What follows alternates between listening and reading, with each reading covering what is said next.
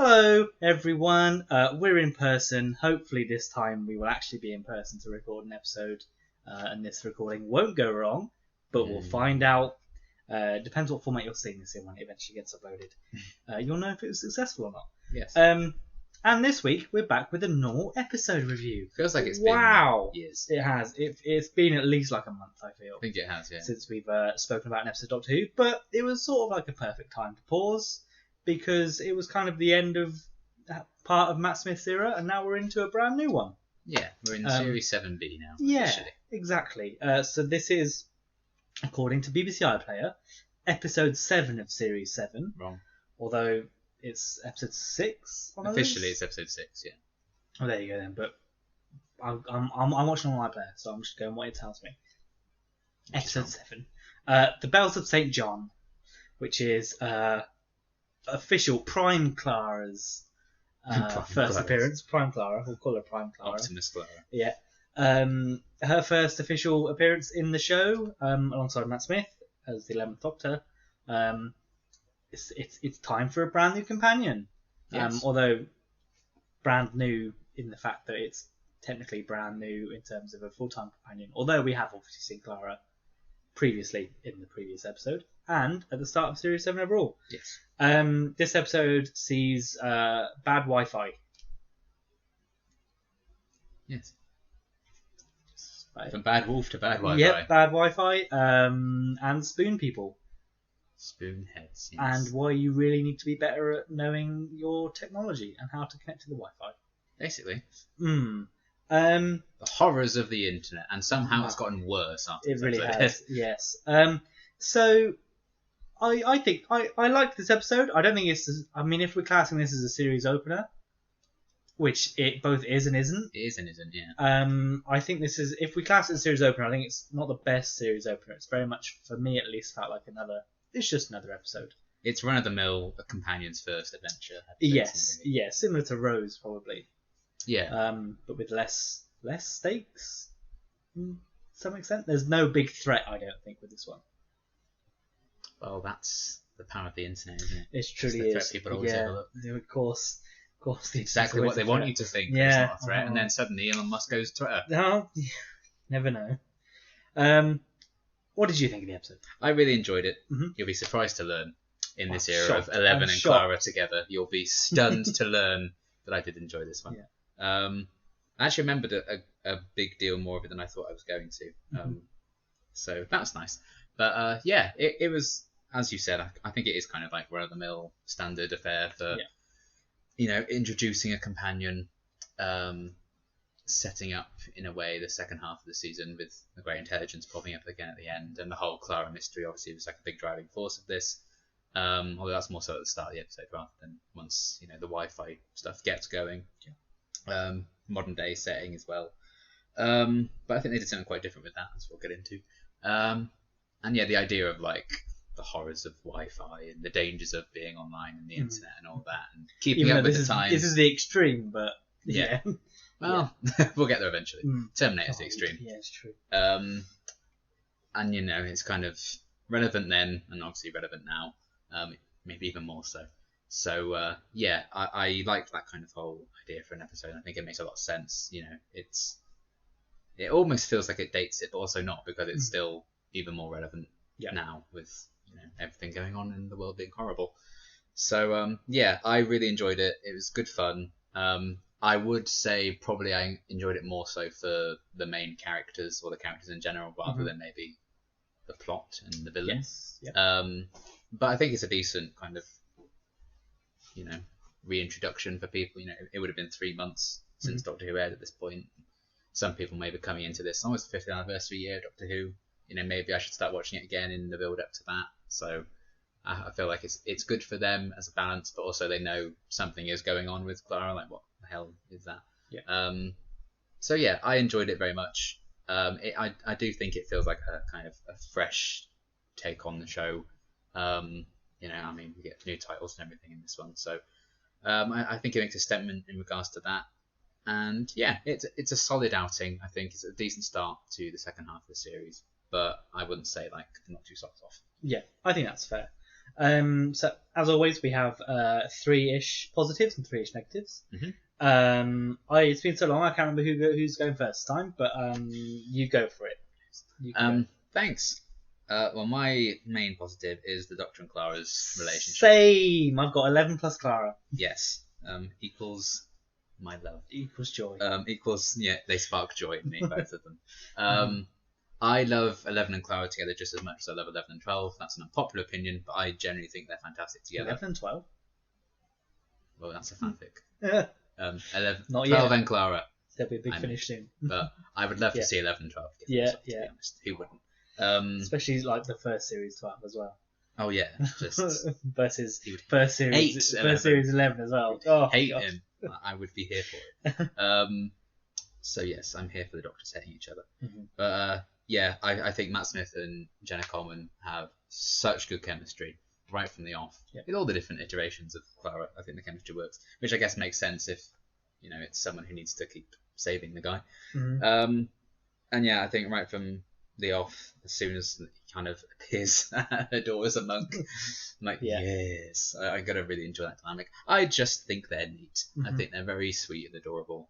And yeah, they bounce off together really well. You can really see, why Jenna was cast, because she could keep up with Matt Smith and outpace him even when she was like reading long bits of text. I think that kind of dynamic is very much present with the modern day Clara. I think they do lean into it more with her, and even more so once he regenerates into 12, because that relationship becomes super challenged and not healthy for both of them by the end. In a couple of years' time. And I think you can kind of maybe see. I mean, he's obsessed with her at the minute because of this mystery, and then he just grows more and more obsessed with her once he regenerates. Yeah. To a crazy extent. So I seeing where it all plays out with those two in their relationship, it is fun seeing it start off here. Particularly, the fact that we now know Missy is the person who brought them together in the first place, the woman in the shop. So I like that little mention. But yeah, I think they just bounce off together really nicely in this story. And they're just, again, it's my favourite Doctor, my favourite companion, so I just enjoy seeing them together, even if it's like 10 episodes. It's sad. But yeah, they're a great kind of dynamic. I really enjoy them. I think they're very wholesome. But as you see in later episodes, even in the next episode, that's a very kind of emotional, character-driven resolution to that ending. And I think, they can kind of be funny and cutesy and bantery together. But when the going gets tough, I think they have those moments to shine as well. And I think this episode sets that up really nicely with the two of them together. So yeah, I just think they're neat. Yeah, I think that's fair. And I think this one definitely you see more of a romantic side, I guess, of the 11th Doctor.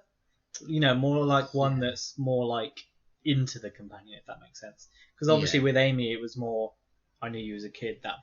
This is weird. Yeah, there's definitely he's definitely more on Clara's side. His reaction when she's like down boy and he's like so, is the kind of that. And I think that it definitely nature, works for this one. I think that's why it works so well, is because if he wasn't that flustered, it probably wouldn't work. I think it's how he reacts. And he's also had a relationship with River as well to kind of build on this point. So it feels a bit more, he would maybe be able to salvage something together now. Yeah, and I like that. I like how they play off each other. They've obviously got good chemistry, both on and off screen. And they just really work together. And yeah, it's a shame that there's only such few episodes with them, but I know there are books of them together, so I'm sure that relationship still plays off in there. Yeah. And who knows? There may be a chance that they'd come back in the future. Wouldn't surprise me. Maybe they already have. Maybe they have. Maybe we'll find out in 5 months' time. Yeah. But yeah, I can't really add much more on that. I think they're great. They're a great companion dynamic. At the minute, at least with these, there's nothing unhealthy about it, which you can't necessarily say about a lot of Doctor companion relationships. Yeah, give time. Well, yeah, exactly. When it comes to 12 and Clara, it's a bit unhealthy. Even Amy and the Doctor at the start was slightly unhealthy. Martha and the Doctor's unhealthy. On Martha's side, it's only really the Doctor and Donna. Yeah, the Doctor and Donna are really the only healthy one. Bill maybe as well. Bill and the Doctor are probably the only other one. Yeah. So it's nice when they're sort of just no strings attached, but they're more like fun with each other than sort of someone's getting hurt. There's no trauma yet. Yet. Obviously that will come. But, yes, at the minute, it's nice. Yeah. It's nice. So I like it. So what's your second positive? To my surprise, Mm-hmm. it's Celia Imrie as Miss Kisler. Mm-hmm. Oh, that was a. Mm-hmm. Oh, she's not my negative, no, Oh, but okay. it's not my positive either. Okay. I was surprised at just how much I enjoyed her. Not just because of Mamma Mia, here we go again. Yeah. What a mad day! Which is iconic. That's me before the twist with Miss Kisler. Oh. Hooray! This is great! Oh. But yeah, I Yeah. kind of include all that in it. But Yeah. I just think, I mean, she's a very talented actress, but I'd forgotten what an amazing performance I think she gives for this. Mhm. Again, it's one of those characters that could have easily been so boring and dull. Yeah. I think she kind of adds Especially because something it's so to it. corporate as well, isn't it? That Yeah. whole environment's so like big business type thing. And Yeah. especially at the end, you know, I think that probably what makes it shine out Yes. and stand a bit, because you do see like, oh shit, this is Yeah. what's happened to her. Yeah. And I think that also just shows Celia Imrie's layers of an actress as well. The fact that she can do that, her delivery of that, like, are they coming back line at the end, that's like, oh god, Yeah. she does that so brilliantly. But even before that, I think some of it is the writing. I think she has some great lines. I love it's her delivery as well. The line of, I like Alexei, but my gut says we should probably kill him. Yeah. I'm like, wait for him to come back off holiday. Let's not be unreasonable. That's so good, and the way she says it is brilliant. So I like that kind of cold-heartedness, which could be one note, but there's almost like a playful element to it, which is the fact that in It's her like mind, really, she's still a kid. It's like she's a like a HR person that's trying to be nice to everyone, but is secretly just hates everyone. Yeah. Oh, I should be nice. Yeah. So let's She has fun despite the amount of weight on her shoulders with the great intelligence breathing down her neck. So yeah, I thought she was a great fun. I really, really enjoyed her performance and the character, which I think it's mainly noteworthy just because I wasn't expecting to necessarily be so drawn to that. You know, I remember like the twist with her, and I was like, shit, which does kind of tie into my enjoyment of it, because that is dark as fuck, and I love it. There's something. It's basically what they were doing with, you know, Simeon in the Snowman. Yeah, it's exactly that. Except So it's their MO, but I think this one really hits differently. Maybe it's just like a modern day. Because she reverts back to the child at the end, whereas Simeon doesn't. Yeah. He just dies. But, Yeah, basically. But yeah, it's the fact that she sort of reverts back to when they got her. And just that moment when all like the units soldiers burst in, she just turns to look at them. As soon as she speaks, she's like, "Oh my god!" It's Oopsie. Such a great kind of oh fuck moment to end the episode on. And even more so, I think, because like there's no coming back for her for that. Like her life is just ruined now. Her life is over. She's in some kind of unit facility, just sat there. So you know, I think you can say what you will about the great intelligence in the Snowman, but I do think this is a great moment. It's like, well, they really will just drop you. You know, as soon as they're done with you, that's it. Especially because she wouldn't have been got by Wi-Fi either. That's if she was targeted or found. Yeah. Because considering her age, and the internet's only been around since the 90s. Yeah. It won't be a Wi-Fi thing. It would have been one of the first people that he took. It's like, well, she'll do. Like, which makes it even worse. Like they just casually like chose this little girl. Like, you're gonna spend your entire life working for me. And it's brutal and horrible, but I love the twist for going there and being that dark. Yeah. I do think Celia's performance in that reveal makes it, and that contrast to how she is as Miss Kisler throughout the entire episode prior to that. You can kind of find her character quite funny, and then when you look back at it, like you shouldn't find that funny now because what was done to her to make her that way. Yeah. So there's lots of different layers to that, and I think her performance really does elevate it. And yeah, I was just genuinely surprised at how much I enjoyed what could have easily been like a really boring villain. You know, I think Miss Foster in Partners in Crime could have been a really boring villain, but Sarah Lancashire kind of elevates it. And I think it's very much a similar case here. So yeah, she was a huge surprise for me. I always loved the twist, but I really enjoyed the character throughout the episode, which I wasn't expecting, but I thought I would shout that out. It's fair enough. One of my additional positives is the child reveal. The child. Is that's the one thing where I'm like, oh, that's pretty grim, isn't it? But yeah, my next main positive though is the little plane sequence.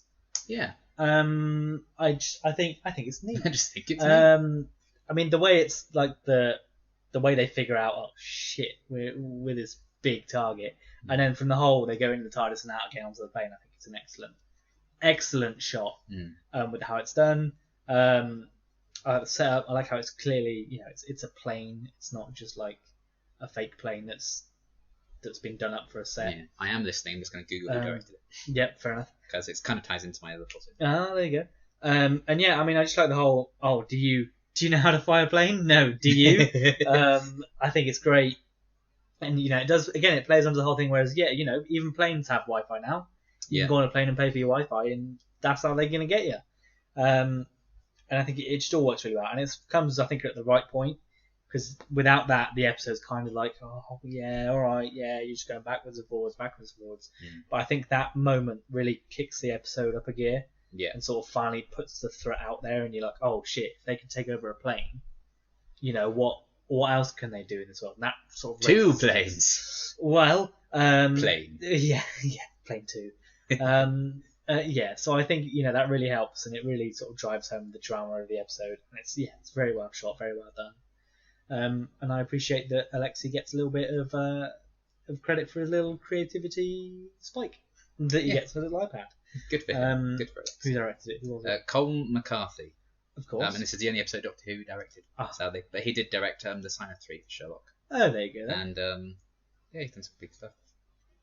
Peaky Blinders. He did a lot of Peaky Blinders. He did all of series 2 of Peaky Blinders. Well, yeah, that makes sense. Booked and busy. So gets a lot of credit. That. Yeah, I guess that's. I'll talk about that. Yes. Well, speaking of your next positive, what's your next positive? Well. For me, at least, and considering this is like 10 years old now, this episode, God, yeah. It felt like a fresh modern day episode. Yeah. Okay. I think it kind of did something a bit different, and I think that some of that is down to Colm's kind of directing, and the fact that he hasn't directed another one makes me kind of think that all the more. Do you think that's because it's set in big city London for the first time since standard definition Russell T Davies era? Because obviously all the HD stuff we've had has been Ledworth and sort of villagey stuff, whereas this is the first time we've returned to London since series 4. So and it's very much like, look at our new shiny building we've got in London now. Yeah, exactly. So I think they obviously been into that because part of the main plot. Yeah. And I think some of it is just how it's shot as well. Yeah. Colm, that plane suit and stuff like that. So I think that gives it a unique flair. And seeing that this is the only one he did makes more sense why it really did stand out as like something a bit different. And I mean the Wi-Fi plot as well, kind of leaning into that, relevant to this day. And I guess all of it is fresh because we get a new look for 11. We're having like a new companion on board. We get a new title sequence. They make it clear that you get a new look for 11. He throws that jacket away. He bins it. He bins it off. Goodbye. No more. Yeah, I don't want to play with you anymore. Literally. F in the chat for that jacket. So yeah, I think that kind of maybe all of those things mixed together into a soup makes this. It just feels a bit like, oh well, this is a different kind of modern day story. Yeah. It's not like it is a full scale invasion, but obviously like the understated one that actually would destroy us all because we're all like, that'll be fine. It very much feels like this is the Power of 3, but for Wi-Fi. Yeah, good. Yeah. Well, the end. I like it until the end. Yeah. We've been there before. We covered it literally like 3 episodes ago. Yeah, but about three months ago. Because we keep bringing up goddamn news. Anyway, so yeah, I like what they do with like the modern day setting. It feels like a bit different, and it feels like it does stand out a bit amongst the crowd of like modern day London episodes. So I enjoyed that, and I do think now, kind of looking at that, I think Colm's direction is probably a big part of that as well. Yeah, I think that's fair enough. Speaking of the makeup of the show, my third positive is the music in this episode. I really like it. I think this is another episode where Murray Gold's music stands out again quite a bit, especially is it still One Hand the Doctor? The theme it plays when he is going up the Shard. I was thinking of when he goes up the Shard. I think that's Hand the Doctor. It might be it might be a different version. Yeah. But yeah, I like that. Obviously, it's got Clara's theme properly in it. And yeah, all of the music throughout this is great. I think it, again, most of the time it's pretty understated, but when it plays up to those big moments in the episode, it works well. And especially the scene where he's going up the Shard. Yeah. And where it cuts between Kisler the guy on the ground on the phone. Oh my Yeah. lord! It just cuts between all of them. I That's think the one it's- clip that was everywhere. It's this episode great. first came down. It's great, and I think the music plays a big part in that, and it does throughout the whole episode. And yeah, I think Murray Gold's music is great. We'll see I if just that remembered continues. he's coming back. Yeah, I was like, yeah, oh shit! yeah, Hang on. Yeah. It's like, we've talked about him recently. He's recently been in the news a little bit. But yeah, I mean, I'm sure I'll have some issues with the music moving forwards because I don't think after this there's too much new stuff in the second half of the series. 10 years gone, you From his, except maybe the song from Rings of Akaten. Maybe that's the only new bit of music he does for this, because I think even Nightmare in Silver's the same. Then everyone was music. saying, oh, they should use that music for when Eleven regenerates, and they didn't. They're like, why are they reusing music when he regenerates? How dare they? But yeah, I think the music deserves a special shout out in this one. Mhm. So have you got any other additional positives? I do, and it's just the new stuff. The new costume and the new Yeah. titles. New outfits. I love that new purple tweed. It is I think it's my favourite. Wait, you don't mean the monk outfit? That too. That's where I got the inspiration from Yeah. Shane, I imagine.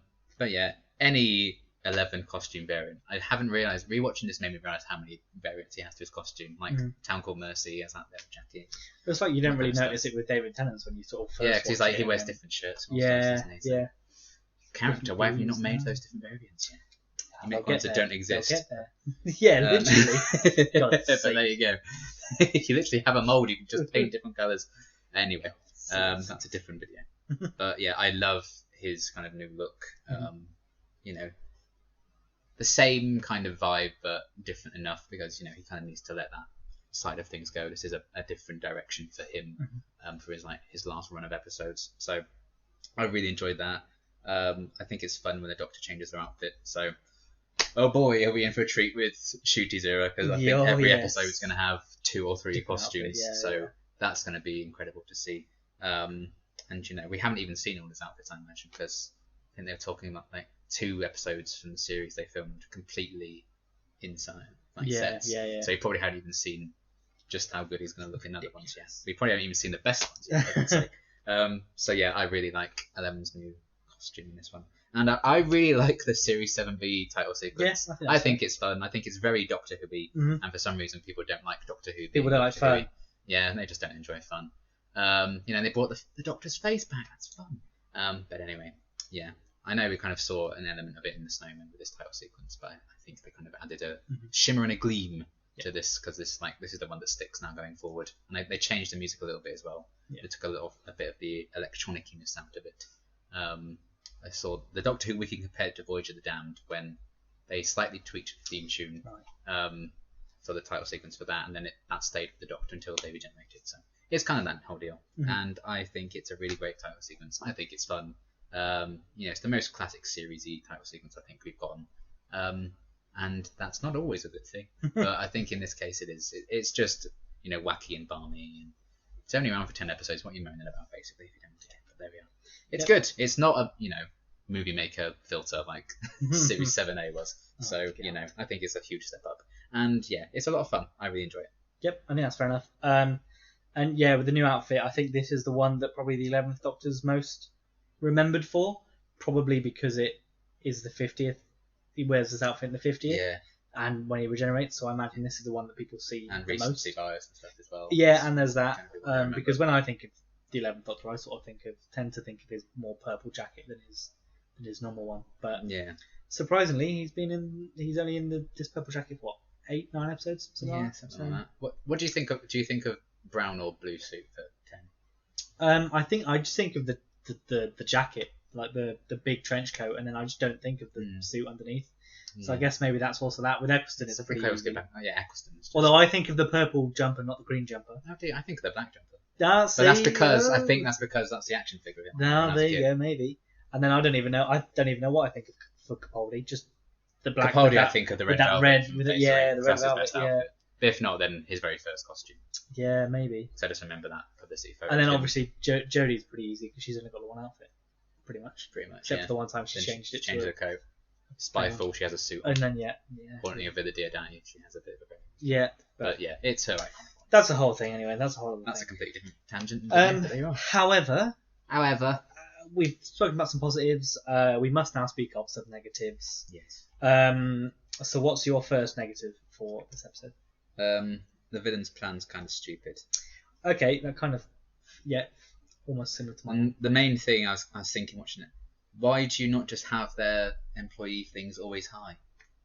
Yeah. And why do you just not? Maybe they conflict with each other. I don't know. I think it's just one line where you say, like, if you have all of them on high too long, they die or something. Just say that.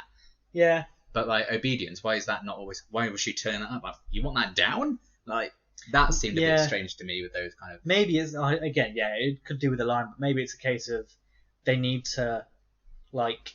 It needs to be balanced so they don't realise that they're being controlled.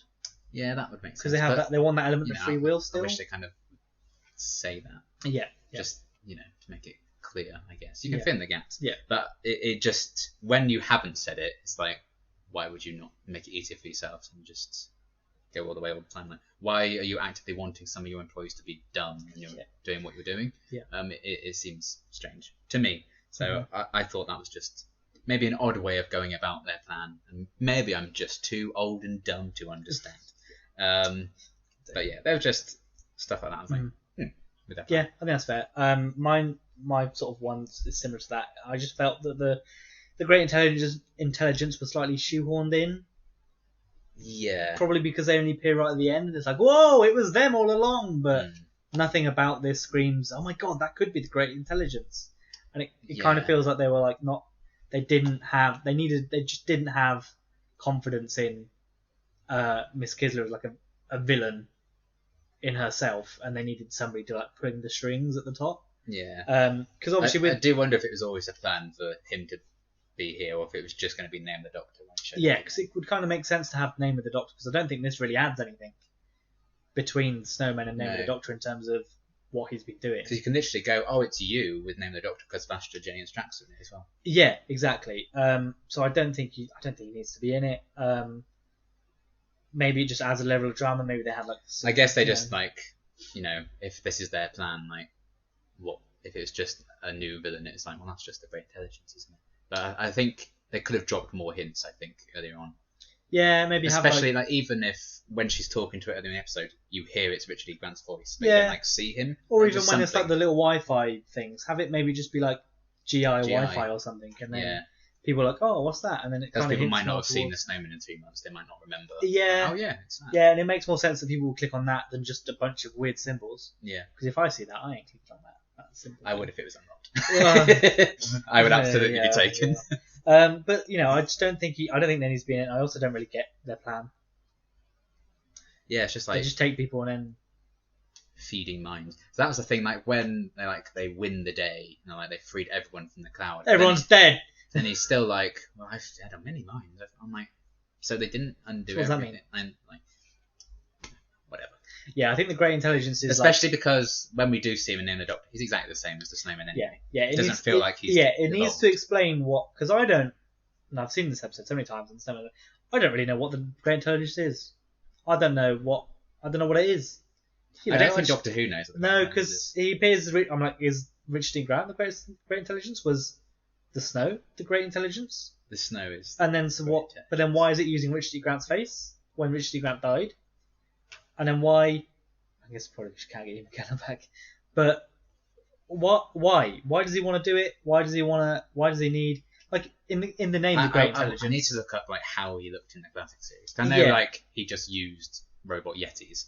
Yeah, but I don't know like when the great intelligence is like speaking to Pat Trout and like what does he look like? And but I still think there's an element of the new Who should tell you this is what this guy is. Yeah, but I don't think the classic series does. No, because it kind of makes sense if it's called the Great Intelligence and it sustains itself by feeding off minds, taking people's minds, similar to like The Wire, but with minds instead of faces. Then that would kind of make sense as to why it's been stealing people via the Wi-Fi. But that's never, I don't think, explicitly said. And if he's feeding on them, then how come some can go back? I don't know. So I think there's an element of that just needs a bit more work. But it's then more if you of take a concept than a physical villain, isn't it? But but if you take him out of this, you don't kind of portray. Yeah, because especially when it's. I think they just wanted a classic villain for the 50th year that they hadn't brought back, and they're like, oh, you, the Cybermen already coming back. You.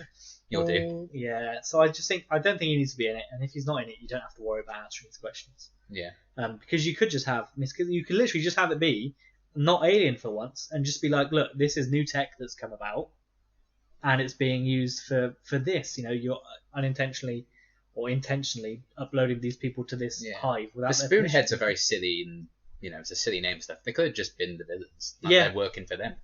Yeah, could have done something Undercover. like that. They can disguise themselves as people, so Yeah. it could have been a secret invasion kind of thing. Yeah, but anyway, so I just don't think the Great Intelligence needs to be in there. More like the mid-intelligence, am I right? Your second negative. My second. Why do the characters not just run away when the Spoonheads are trying to download? Shh. Like Clara was just there, like, Yeah, it's like every villain like in 30 Doctor Who, seconds. though, isn't it? I know, but yeah. it's bad like, then. Oh my bad god, now. a big Slinine! I needed to come up with negatives, Connor. Fair enough. So it's just like they're staring at them, and then Miss Kids is just like, oh no, Yeah. please don't do it. And like, it takes ages. I mean, sometimes it takes ages, and sometimes like, Yeah. what? Got you straight away. Yeah. So it's Yeah. Yeah. but I was just like, why are you not running? Again, one line could have figured, like, just say like, once you've been locked in, you can't move or something. Like, it Yeah, controls it's like, you in that oh way. my god, I'm Like, stuck just in like a tractor beam. Yeah. And then you're like, oh shit. You just need to say that. But it is what it is. But still, I needed some negatives, and I was like, Yeah, why are you not running? Those things are slow as hell. Yep. But Yep. there you go.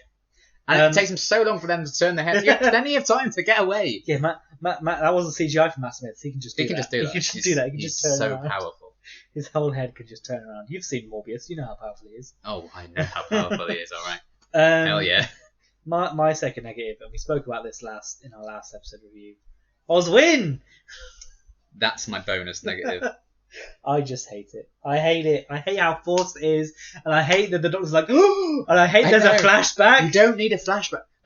He calls her like, you're like, Clara Oswald early in the episode, and she's like, no Oswald, like, just Clara Oswald. Like, you already have established that that's kind of a link to her. You don't need to then flashback. It doesn't need to be there. It doesn't need to be Yeah. there. It's so forced, and it's just I just don't know why. I don't know why you need to include it. There's just no reason I think why. that's the name Oswin is the only thing that doesn't link this Clara to the other two. So they're just like, he I wanted think to crowbar it's that probably in. literally like, oh, how do we make people remember that this is the same one as the Dalek? How do we get Yeah. that there? And there's no way to link it other than that one thing, because I don't think she doesn't say Clara. I think she just says Oswin, maybe not even Oswald. So there's just no way, unless you have her making a souffle again. But they They do that later on. yeah, exactly. So I think there's just no way you can do it. I So forgot get she it, was like but- trying to think of a username, but I feel like she could have just yeah. her actually saying like, maybe if she typed out her whole name and then like cut it down, like something if you want to get her, but Yeah. it's just not worth it at the end of the day No. because like they're all echoes of each other, so they don't need to be linked by every single little thing. 'Cause not all Yeah, of them are 'cause going to. This also link their way implies through. that I know that- she's the original, so she kind of Prime has to time. have an Oswin Yeah, thing, yeah. so that it can spread out. But Yeah, but then is even that then, how just you don't- can just have a middle name be Oswin again? That's what you need to do. It very much feels like Moffat didn't know what he was going to call Clara until the Snowmen, No, as he'd already called her Oswin and went. I think shit it was name, originally so- Clara Stone was her name, Oh, and then they well, changed it to there you go Oswald. then. So I think they were kind of. So maybe it's just an element of I didn't want to call her that, but it was too late. And Yes. now it's stuck. Even then, you just didn't need to. You put don't it in anyway. No. So, And yeah. then also sort of slightly tied to that is the "Run You Clever Boy" line. when I he's doing like the that Wi-Fi. one. I'm going to defend that one. I think it's so forced. It's so It is stuck in forced, but I think it works better. Than Yeah, and I mean, yeah, again, you have to be like, oh my god, it's the same person. The Doctor has to have that realization, and the only way he's going to have that realization is by hearing those words. I get it, but it's so forced in how it's put in there. It's just, It's so iconic. Like every Doctor Who fan changed their password outside today. I know, but still, I just don't think it's just. I like that. I think that one works for me. It's not as forced as Oswin. I will admit that, because it's whatever. But It's I just still like think you you come up with acronyms for things. Richard of York, get back in the vein when you Clever Boy remember. It works. Maybe, but I, it's not a major negative for me. But along with the Oswin thing, I think it feels a bit forced. It is forced. Yes. But I agree. Anyway, your final negative? Yeah. I mean, this isn't really a Doctor Who problem. This is just a TV or film problem. Mm-hmm. Hacking scenes are never interesting. Like, I'm just like, okay, I'm out now. But they're typing on the screen. Look at all the words Look coming how out. fast I can go for some reason. And the Flash. So yeah, anytime that happened, I was like, oh. Yeah. Like, you know, you can have like wars and battles in Game of Thrones and stuff, and like, dragons burn everything. It's just hacking is never interesting and never really done well in anything. No. Anything. Not since the 90s when hacking was like, people didn't know what it was, so you could be like absolute batshit with it. Yeah. But now that everyone knows, it's just like code. Especially because it's not good. No one, you'll never see an actual hacker hack in real life. So it's just people like, what are you doing? They're just coding. Yeah.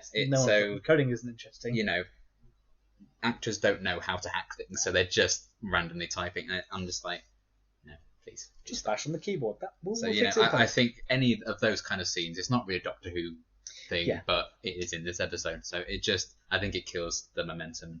They're trying to build tension with it. I'm like, it's just someone typing. Yep. People do that all day, every day. Most people do that for their jobs. Yeah. So, sadly. You know, it's not an exciting Doctor Who thing. Yeah. Unfortunately. But luckily there wasn't too much of that. No. You know, it's only really like two scenes with really. The Doctor. Yeah. Doctor saving her and then Clara finding out everyone works at the Shard. Yeah. So it could have been worse. But it's just those scenes.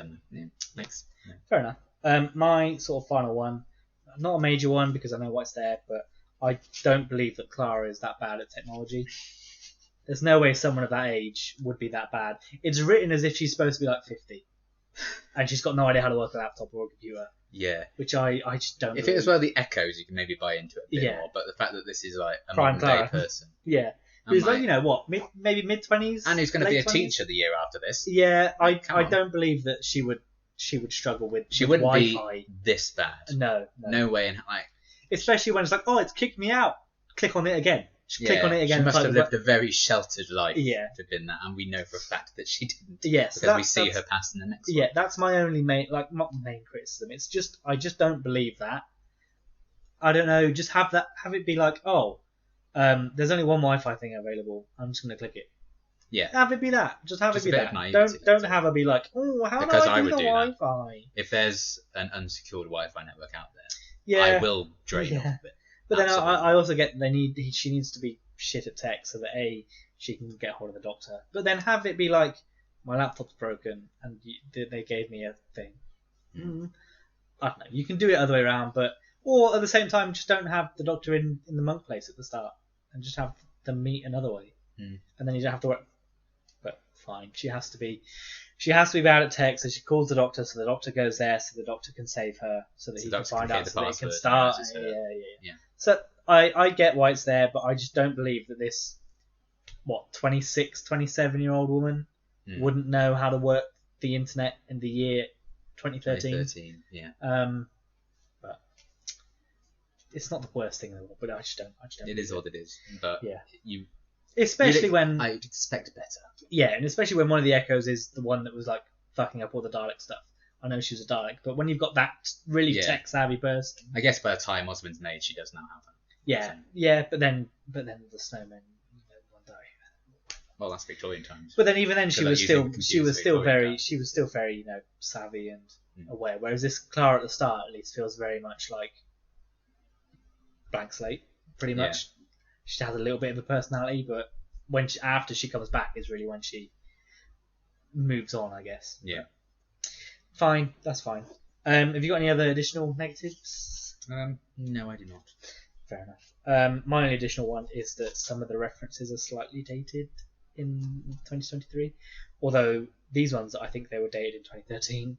Habbo, Bebo, and what was the other one they said? MySpace. MySpace, yeah. I was like, those three weren't a thing in 2013. MySpace was dying in 2013. So I it's like, what are those in Black Panther? Like, that is 3 years after. Yeah, but even I know the Doctor Who turnaround scripts aren't like 3 years. So to have all three of these mentioned, like that's someone that's not used social media. As if that's a man in his 50s, right? Yeah, exactly. An episode about tech. Exactly. Yeah.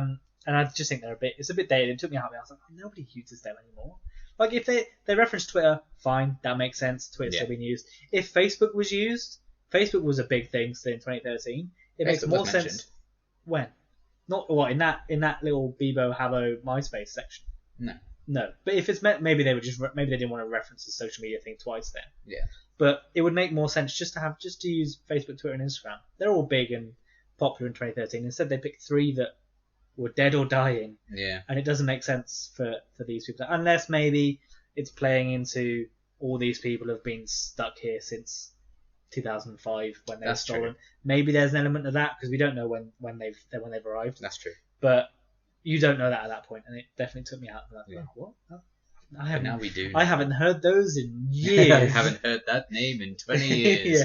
yeah. So maybe there's an element of that. But I just think yes, and it's always going to be the case when you're watching an episode set in modern Earth when we're in the future. It's a big thing that. Even like Bad Wolf and stuff. Yeah, we had the issue with Bad Wolf where although a lot of those shows have since returned to TV and been cancelled between now and yeah. But even watching things like Aliens of London where they're scrolling through the TV with Peggy Mitchell on EastEnders, all that kind of thing, and Army of Ghosts. There's that element of you remember Trisha? Yeah, popular talk yeah. show Trisha from Army of Ghosts. Exactly. So I can't begrudge it too much because it is supposed to be modern in terms of when it was released. So I'm product of its time. It is. But not in the bad racist way. No, I'd not rather it be out of date in this way. Yeah. Oh yeah. 100%. Yeah, not like you're so gay. You're so gay. From Aliens of London, God's sake. But yeah, I mean maybe we'll look at episodes set in 23, 23, the 60th anniversary. We might look at that in 10 years' time. Be like, oh, look at them referencing Elon Musk. Look at how he fell off. We've still got a Pokemon Go reference to come in. Yeah, but I mean, at least Pokemon Go isn't like dead. It might be by the time we get to Dr. Mysterio. But, in about 5 years. But at the minute, it's still like an ongoing game. But I guess. But you might have it with like prime examples like Endgame and Fortnite. If Fortnite just drops off the face of the earth, people are going to watch Endgame and be like, what? Although that Endgame's set in like 24, so I doubt Fortnite's going to fall off in a year, 2 years, unless something catastrophic happens with the youth of the day, which I doubt that will happen. One collaboration too far, and they all like, you've as soon as that Doctor Who collaboration hits for the 60th, that just kills the game. Yeah. Wouldn't surprise me. Fun facts. Have you got any fun facts this I do. week? Well, hey. I used the last of my phone data Nice. to get you some fun facts Yay. today, so appreciate it. So they're fun. They're kind of fun, I suppose. Not too many. That's all right. Saved me writing them all out. I'm glad it wasn't too long of a list. Yeah. Anyway, Moffat struggled to come up with a title for this episode.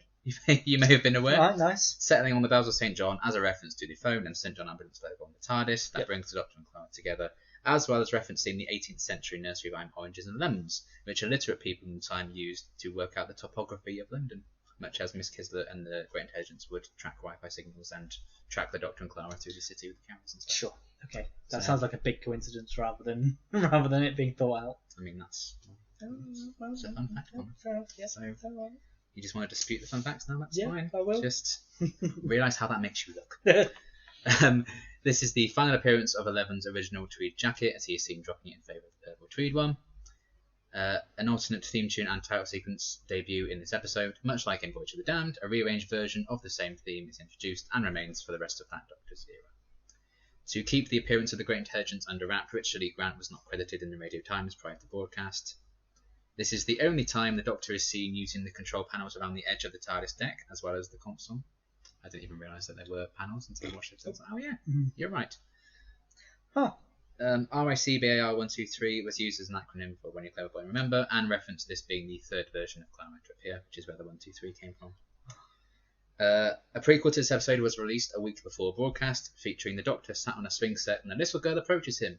They talk about how he's lost someone twice but hopes to find her again. The little girl tells him she goes somewhere quiet to think when she's lost something, inspiring him to go to the monastery. This girl is then revealed to be a young Pond. Clara Oswald. Wow, who could have guessed? Imagine he doesn't recognise young Amy Bond. That'd be really fun. Plot twist, it's a young Rose Tyler. Wow! They've got young Amy back, but just put a brunette on her. They just don't mention it. She's still Scottish and everything. The payoff to the identity of the woman in the shop is brought up again in Deep Breath next series, and then revealed to be Missy in Death in Heaven. Spoilers. And then finally, Summer Falls, the book RT is seen reading. RT is the annoying little boy's name. Is seen to be written by Amelia Williams, aka Amy Pond, indicating that she became an author after getting into publishing through Rivers' book. Very nice. Yeah, we didn't mention the kids in this episode because they weren't in it too much. No, They're a problem for Nightmare in Silver. Yeah, they're only that's when they're the problem. Yes. We barely yes. see them until then. Luckily. God. But Ugh. yeah, we're entering an age of annoying because they're not proper kids. They're like tweens. Yeah. So like kind of school reunion kind of kids where they're not great, but they're old enough to know how to act. They're old enough to know better. Yeah. And I think we're gonna head that way. They do that a lot more with series like with the 12th Doctor than the 11th. Just like contrast his personality. Oldness. Yeah, well, yeah, literally. But we get it a couple of times there, and this is the start. But hey, that's Nightmare in Silver's problem. There's a few episodes before that. Yeah, at least I have Cybermen to Yes. heal my wounds. And Warwick with Davis. that one. Warwick Davis. Warwick Davis. Yeah. Yeah, and the bad guy from the Nativity films. Sure, I'll take the word for it. You've seen Nativity, haven't you? No. With Martin Freeman, No. number 1, David Tennant, number 2, No. Martin Clunes, number 3. No. Terrible. I know what we're They doing. regenerate in every single Yeah, movie. no, they're different. They're different teachers. Okay. Just none of them can They just commit. recast them every time. Yeah, because I don't blame the them. second Nativity one's where David Tennant. There's 2 David Tennants. He's twins. Of course. Fucking everywhere, There's David. 2, yeah, there's 2 of them. You can't just play one character in anything I anymore. can't believe you've not seen them. Right, we won't I watch don't this. want. It's middle I of didn't- summer. I We'll didn't watch watch them them for because Christmas. people told me they were shit. They're so I great. didn't watch them. They're great. They're great. They're great. Oh, God. Um, I don't want to watch a trilogy of nativity films. I don't want to watch Danger in the I Manger. don't think I've seen the third one, so you're right. But I don't want to watch Dude, Where's My Donkey? That's the third one. God. Oh, I don't even know why I know the titles of those films. oh, you're secretly a big fan. I'm so secretly. it's my favourite Nativity film Junkie. series. You watched them every day. Maybe it'll be my new favourite It third might film in a be. franchise. No, Will be probably not, Nativity but it 3, might be. Dude, Where's My Donkey? So we'll bring this to a close. Talk about David Tennant again. He's in this one. Bells of St. John at 10. What are you giving it? 7.5 for me. Interesting. I toyed with 7, but I think I'm giving it a Too much of a hater. 6.5. I have to give it a Yeah. 6.5. A 6.5, I think just I do like it, but I think there's a lot of padding. Mhm. I really like the plane sequence, which everything from the plane sequence onwards I kind of really like. Mhm. I think it kind of meanders at the start. Fair. And then obviously the great intelligence, it kind of the whole thing about why is he there and who is he, missed me. But you know the kids, the whole kid thing That is twist pretty is good. one of my favourite twists. I think that's a pretty good twist. And there are some good character moments in there as well. Mhm. So it's hard to argue with that. Yeah, I love 11, like, getting little biscuits out for him. So. Yeah, and then leaving a Very half-eaten nice. one, the freak. Well, he's an alien. Terrible. That's how coronavirus is. Yeah, literally. Next week, unless some big news. Next month. Rings of Akaten. Yeah. What do you think? More like and Rings remember? of Akka 11. Am I right? What do you think of it? What do you remember? How excited are you? I love this episode. I think it's an underrated gem. Mm-hmm. And I thought that in 2013. And I think people are slowly but surely coming around a bit Yeah. more now. Thank God. And not just for the speech. I think I mentioned this probably quite a few times, but that portion where they're just exploring the alien planet by the first 20 minutes, I could just watch a whole episode where they just do that. You don't necessarily need like big steaks and stuff, although steaks are delicious. But yeah, I just love the kind of vibe of exploring this alien world. Yeah. All the characters. It's the most different alien species in Doctor Who ever in a single episode, I believe. Certainly was at the time. I think it still is. So that's fun, and it's our first Doctor Who musical episode. It's paving the way for one Technically we're is. definitely Well, I gonna mean, get. technically not. If we're counting songs used in there, then Voyage of the Damned, I guess, counts because they've got a live band. That's true. So, And Christmas Carol. It's also and Christmas musical. Carol, yeah. Yep. So either way, it's already been done, Doctor Who. We're doing it again. Yeah. But yeah, Until the characters sing, we haven't had a musical episode. Oh. Until the Doctor sings, we've not had a musical episode. Well, we don't know the Doctor will sing. You know? Yeah, and if he doesn't, then what I'm demanding It's another still one. another one. Yeah. That's why they're getting all the guest actors in, so they sing everything. Yeah. Just the Doctor just avoids it. He does a Hamilton rap and leaves. Hamilton spoken word. Like Lin-Manuel Miranda, because he can't sing. He's got to Yeah, he has to just speak mumble everything. rap. But yeah, I really enjoy the singing culture aspect of the episode, and the design of a lot of the creatures is really cool. I love the world building in it, and the music's great. fleshing out Clara's backstory as well with her mum and the leaf and everything, which is fun. And obviously that plays off the at same end. car that killed Rose's dad. I'm pretty sure it is, isn't it? Because I think there was a big Oh. conspiracy. I think there was a big conspiracy theory. The same car that like almost killed Clara's dad is the same car He just goes around the corner and runs over. Yeah, it's the same kind of thing. I'll double check when we rewatch. But there was a big like. Oh, I've gone on like It missed the first one and went for the other. it missed one companion's dad. Missed for the other one. Yeah. I've never heard that before. But, That's so funny. Sorry, Pete. We'll have to have to double check that's the case, but I'm pretty sure that there was like rumours that was the same car. I need to see that edit. It's even, I think it's set in different years. But Yeah, I mean it might not be, to be fair. It might be. That's amazing. Oh, I so hope that's true. But we will see. But I'm pretty sure it's like the same, at least the same model. That'll be a fun fact. The same thing, yeah. But oh, that's really. I could be massively misremembering. Oh my god! Because it was around again. It was the 50th year. Yeah. So everyone was that's the ultimate reference for 50th Yeah. anniversary. Everyone was like, "Oh my let's god, put Rose." in the car that killed me. Everyone will love it. The most iconic piece of the show's history. The real Soups is like, oh, let's go! It's the car that killed me! Oh my god, that was amazing. But, we'll double check this for you when we. I'm just going to tell you now it's true because I want that to be true. We'll just forget about it next week. So much. Well, we probably won't be doing an episode next week, that's knowing nice, how we've been going. So we will knowing forget. all the bloody news. Oh god, that was very funny. Oh, God. Okay, I forgot what we were talking about. Rings of Akaten. Rings of Akaten, yeah. So aside from the Pete car, Aside from the the Pete car car. that kills Pete. Oh, it misses Dave Oswald and kills Pete Tyler. I just made up his name. I think his name's Dave. It might be. Anyway, doesn't matter. We barely see him. But he's in this episode and that's it. No, he's in Time of the he's Doctor. in. He's different old actor. man. Yeah, he's old man dad. Yeah. Of course. I do remember the theory that based on the date that Clara's mum dies, that we see in her grave in the next episode, she was killed in the attack in Rose, which would be fun. Yeah. I'm surprised that's not referencing Rose, the Target novelization. You'd think it would be. Time. There's simply no time. No. They Maybe in the just Target randomly novelization. say, Ellie Oswald Rings of walking Akaten. down the street. Yeah. She gets shot in the face.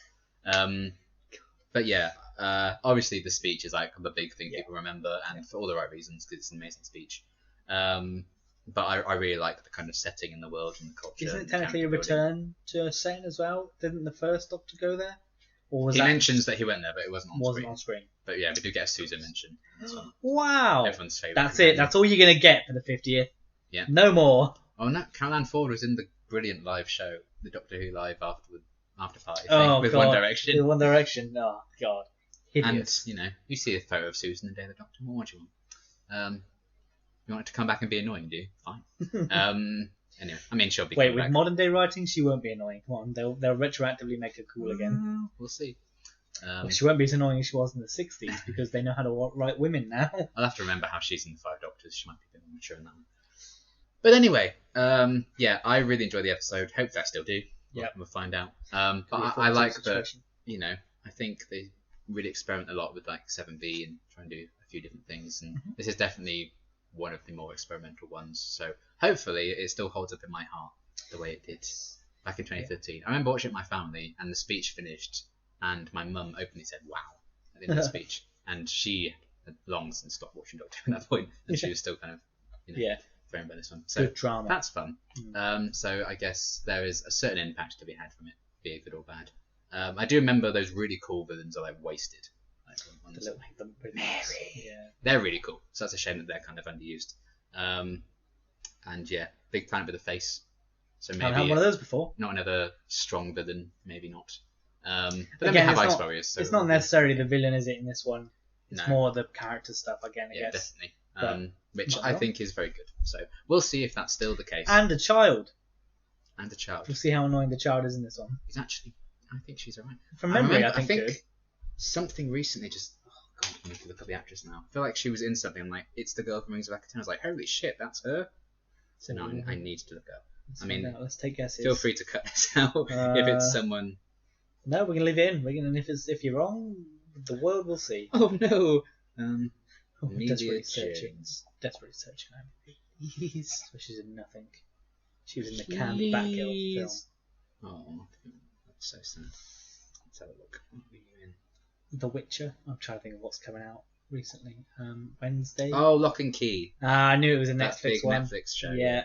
She was in that. I was like, oh, good for her. She's still doing Good for stuff. her. Good for her. And she's got a very good voice. So, Yeah. Fair enough. Cool. That's it for this week. Again, we should be back next week with the Rings of Akaten. Who knows, though? There could be Doctor Who announcements. It's only 5 months until the 60th. I'm thinking about the car. I think if these announcements keep coming thick and fast, thick and fast there. That can be. I can't get those words out, thick and fast. No. Then we may just have to do 2 videos a week, which is disgusting for people of our schedules. We're very busy men. You're just normal men. But yeah, we'll see what happens.